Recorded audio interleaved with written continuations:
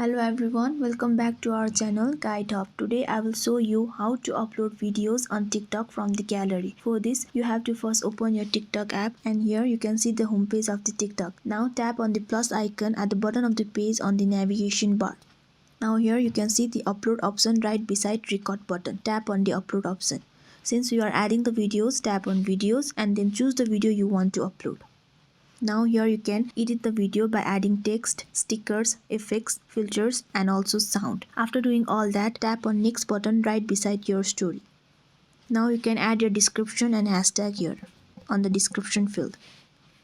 After that, you can also tag people, add link and control who can watch this video, turn on or off comments, turn on off or mute and stitch. You can also automatically share your video on Instagram, Facebook and Messenger. After doing all that, tap on post.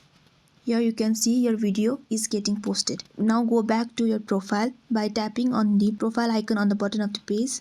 Then here you can see your videos has been successfully posted. That's all guys. Thank you for watching the video. Please don't forget to like and share the video and subscribe our channel. If there is any query related to the video, you can simply comment down below. Thank you for watching the video.